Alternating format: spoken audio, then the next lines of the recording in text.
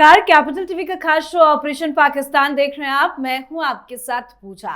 पाकिस्तान की सियासत हमेशा से उठापटक और अस्थिरता का दूसरा नाम रही है। अब हालात ये हैं कि वहां की सत्ता के गलियारों में बंदरबाट और भिड़ंत खुलकर दिखाई दे रही है। सेना प्रमुख आसिम मुनीर का बढ़ता कद पाकिस्तान की चुनी हुई सरकार के लिए गले की हड्डी बन चुका है। जिस देश में असली ताकत बंदूक थामे जनरल्स के हाथों में है, वहां रक्षा मंत्री ख्वाजा आसिफ जैसे नेता तो महज मोहरे बनकर ही रह जाते हैं। अब हाल यह है कि ख्वाजा आसिफ खुद अपनी ही सरकार और नेताओं पर सवाल दाग रहे हैं। ऐसे में रेल मंत्री हनीफ अब्बासी ने संसद के भीतर ही उन्हें इस्तीफा देने की सलाह ठोक दी है। मतलब साफ है, पाकिस्तान के भीतर अफरा तफरी, खलबली और सत्ता संघर्ष अपने चरम पर है। तो वहीं आसिम मुनीर ने पीएम शहबाज शरीफ के साथ चीन के सैन्य परेड में हिस्सा लिया। बताया जा रहा है कि आसिम मुनीर अकेले ऐसे विदेशी आर्मी चीफ है जो इस परेड में हिस्सा लेने के लिए पहुंचे हैं। साथ ही पाकिस्तान में बाढ़ का कहर भी जबरदस्त है। भारत ने 24 घंटे में दूसरा अलर्ट भी भेज दिया है। तो कैसे पाकिस्तान सरकार के अंदर खटपट, चीन में बेइज्जती और बाढ़ का कहर जारी है, इसी पर आज चर्चा करेंगे। और चर्चा के लिए मेरे साथ स्टूडियो में मौजूद हैं कैपिटल टीवी के editor in chief doctor Manish Kumar और एग्जीक्यूटिव एडिटर राजीव जी। सर, आप दोनों का बहुत बहुत स्वागत है। धन्यवाद। ये चीन की विक्ट्री परेड में आसिम मुनीर क्यों पहुंच गए? देखिए, उनका दिमाग जो है घुटने में है। उनको समझ में नहीं आता। उनको लगता है कि वो इतने ज़्यादा चतुर हैं कि डोनाल्ड ट्रंप के साथ लंच भी कर लेंगे और यहाँ शी जिनपिंग के साथ विक्ट्री परेड में भी शामिल हो जाएंगे।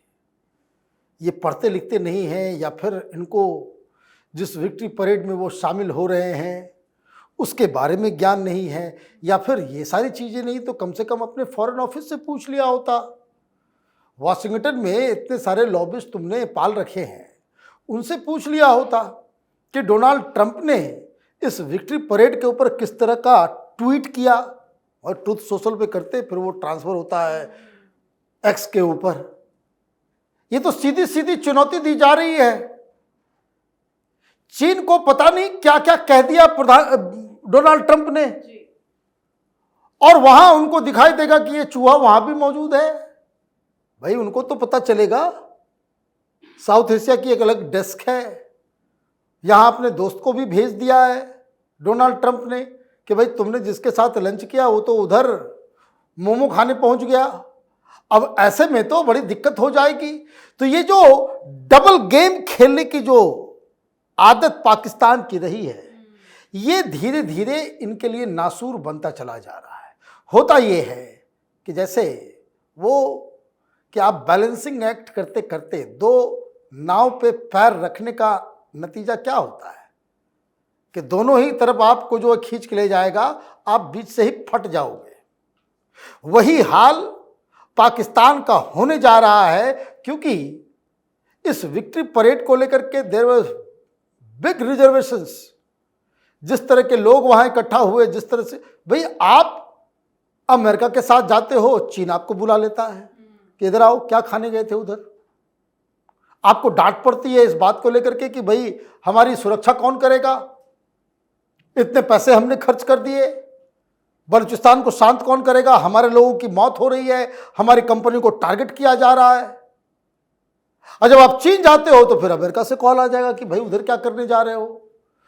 तो ये जो डबल गेम खेला जा रहा है, ये it is going to be very detrimental for Pakistan. बिल्कुल, दोहरा चरित्र तो पाकिस्तान का है। लेकिन सर, शहबाज शरीफ को तो डांट पड़ी, उनको जमकर फटकार भी लगाया, बेइज्जती भी हुई है। लेकिन बताया जा रहा है कि चीनी नागरिकों के मुद्दे को लेकर जिनपिंग ने मुनीर को भी डांटा है। लेकिन ये अचानक से विक्ट्री परेड में क्यों शामिल हो गए? देखिए, अचानक सी बात नहीं है। हाँ। ये डिप्लोमेसी पाकिस्तान के लोग समझते नहीं, जानते नहीं, और इसलिए शहबाज शरीफ और मुनीर, ये दोनों को एक ही बात लगता है कि चीन हमारा सबसे बेहतर दोस्त, और अमेरिका से भी दोस्ती का नाटक करते रहे।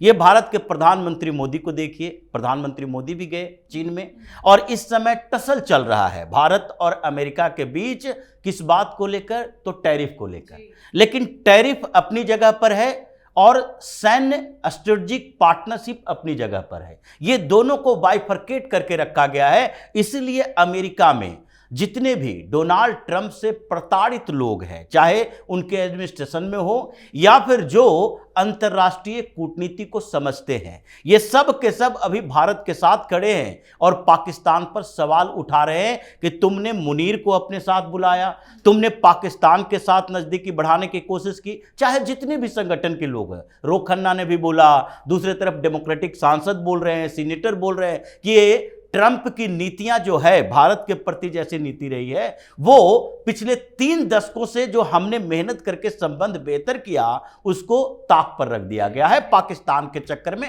और उसके कारण अलग अलग हो सकते हैं, पर्सनल इंटरेस्ट भी हो सकते हैं और उसके भ्रमित पॉलिसी भी हो सकती है। लेकिन पीएम मोदी ने क्या किया, वो चीन में गए और चीन जाने के बाद उन्होंने केवल आर्थिक मुद्दों पर बात की, वो सामरिक मुद्दों पर बात करने के लिए नहीं गए थे। और इसलिए एक प्लानिंग ऐसी बनाई गई कि जब हम चीन में अपने द्विपक्षीय वार्ता कर लेंगे, एससीओ में बात कर लेंगे और उसके बाद जब हम आ जाएंगे तो फिर तुम लोग आपस में मिलजुल कर जो करना हो करना, इससे हमें लेना देना नहीं है। लेकिन इसी बात को लेकर किम जोंग उन आता है नॉर्थ कोरिया से, इधर पुतिन, किम जोंग उन और उधर चीन, ये तीनों अमेरिका के खिलाफ सैन्य कार्रवाई भी करते हैं, सामरिक रिश्ते भी तीनों के अमेरिका के खिलाफ ही हैं। लेकिन भारत को उनसे लेना देना नहीं है, किम जोंग उन क्या कर रहा है, चीन के सामरिक संबंध अमेरिका से कैसे हैं, वो अपने पुराने ढर्रे पर ही चल रहा है कि अगर बात होगी स्ट्रेटेजिक पार्टनरशिप की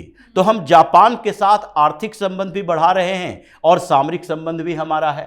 तो ऐसे में जापान के हमले और जापान पर जीत हार के लिए तुम विक्ट्री परेड रख रहे हो, तो हम उसमें शामिल क्यों हो, हम उस समय क्यों उपस्थित हों, क्योंकि उससे पहले तो हम जापान से ही होकर आए हैं। संबंध दोनों के बीच बेहतर होगा तो आर्थिक समन्वय ये इकोनॉमी के लिए बेहतर हो सकता है। इसलिए वो वापस आ गए और ये पाकिस्तान फंस गया। इसे जरूरत क्या थी? आप जापान के खिलाफ, आप अमेरिका के खिलाफ, आप चीन के उस गुट का में शामिल हो गए जिसमें नॉर्थ कोरिया भी है और रूस भी है, क्योंकि ये लोग सामरिक महत्व की चीजों पर, स्ट्रेटेजिक पार्टनरशिप के मुद्दे पर एक दूसरे के साथ है। हमारा जो एजेंडा है, हमारा तरीका है, वो स्ट्रेटेजिक पार्टनरशिप के आधार पर हमने क्वाड में अपनी हिस्सेदारी बढ़ाई, क्वाड का स्ट्रेटेजिक पार्टनर बने।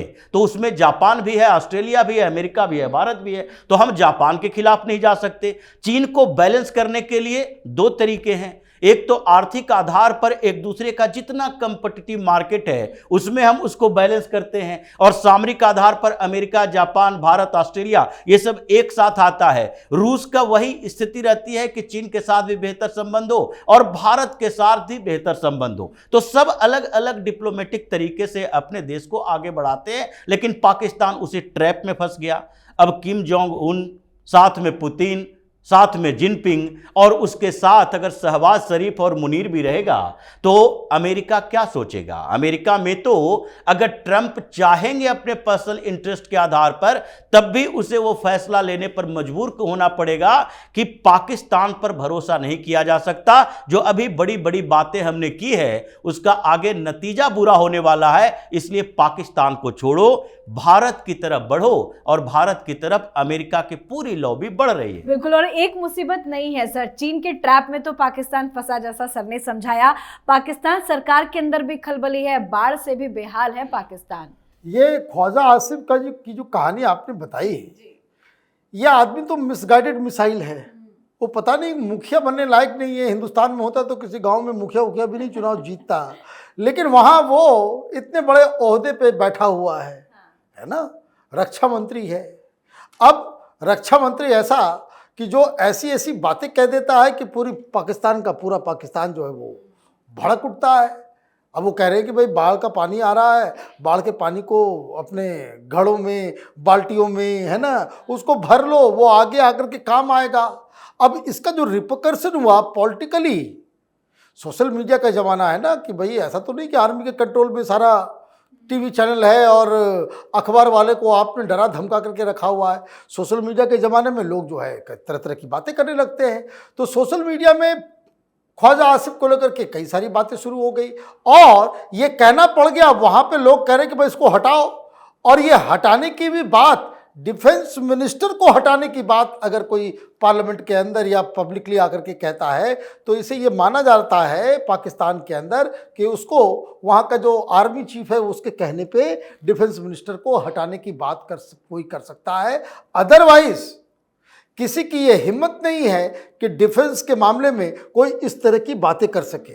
तो कहने का मतलब ये है कि ये इस्तीफा की जो बात चल रही है कि ख्वाजा आसिफ को हटाया जाए, ये तो फिर मुनीर से ही आदेश आया होगा कि भाई इसको चलता करो, इससे वो ठीक नहीं बन रहा है। ये अपने मन से कुछ जाकर के बयान दे जाता है, कभी कुछ बोल देता है, कभी कुछ बोल देता है। और हमें एक ऐसे डिफेंस मिनिस्टर की आवश्यकता है जो मेरा यसमैन रहे, जिसको हम जो बोले उठने के लिए तो उठे, बैठने के लिए तो बैठे। तो ये पागलों का देश है।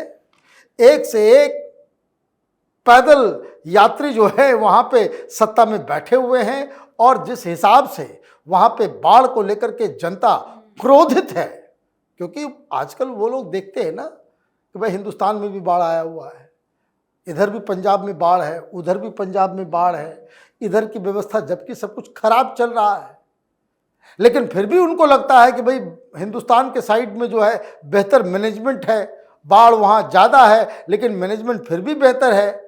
और हमारे यहाँ सरकार जो है वो हमें घड़े में जो है पानी रोकने की सलाह दे रही है। तो ये सारी चीज़ें वो पाकिस्तान में वो चलता ही रहे। लेकिन ख्वाजा आसिफ तो अकेले नहीं होंगे, टारगेट में तो कई और नेता मंत्री भी होंगे। देखिए, इससे पहले क्या बात चली थी पाकिस्तान के अंदर कि आसिफ जरदारी को हटाया जाएगा। जरदारी को हटाने का मतलब जब प्रेसिडेंट को हटा रहे हो तो कोई नया प्रेसिडेंट के लिए सोच रहे होगे। बात यही चली कि अब मुनीर प्रेसिडेंट बनने की रास्ते पर है। अब उसके लिए कैबिनेट में भी उसे अपने लोग चाहिए। पहले ही अपने रिश्तेदार को वो इंटीरियर मिनिस्टर बना चुका है, गृह मंत्री है वहाँ का। तो ऐसे में ये चुन चुनकर ये देखा जा रहा है कि कौन कौन ऐसा है जो कि बाहर में जाकर कुछ ऐसी बातें बोल सकता है जो वो खुद पर कंट्रोल ना रख सके। और उसमें तो ख्वाजा आसिफ नंबर 1 है। वो कितनी बार कैसी बातें बोल चुका है, ये सारे रिकॉर्ड सामने में हैं। चाहे बाढ़ को लेकर हो या भारत और पाकिस्तान के बीच के संघर्ष यानी ऑपरेशन सिंदूर के समय को लेकर हो या फिर उसके एविडेंस को लेकर हो कि भारत ने पाकिस्तान के ऊपर जब हमला किया तो भारत के कितने जेट मार गिराए पाकिस्तानियों ने, उसका भी वो भी ट्वीट और उसके सारे एविडेंस सामने हैं। तो ऐसे व्यक्ति जिसके अपने दिमाग पर, अपने जुबान पर कंट्रोल नहीं है, वो कैबिनेट की मीटिंग में बैठेगा और उसमें तख्ता पलट की तैयारी चलेगी, सत्ता परिवर्तन की बात चलेगी, तो फिर ये तो आगे आकर विस्फोटक हो जाएगा।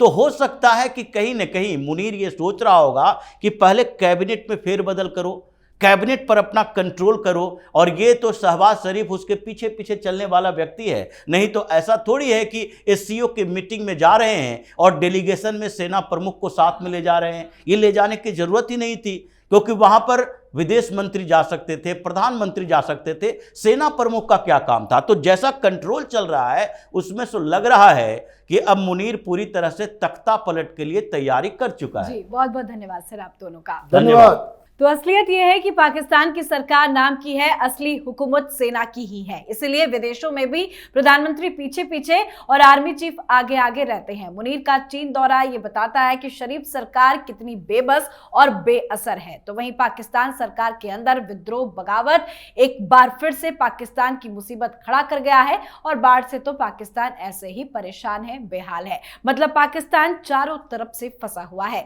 तो आप भी अपनी राय कमेंट करके लिखिएगा। देखते रहिए कैपिटल टीवी। नमस्कार।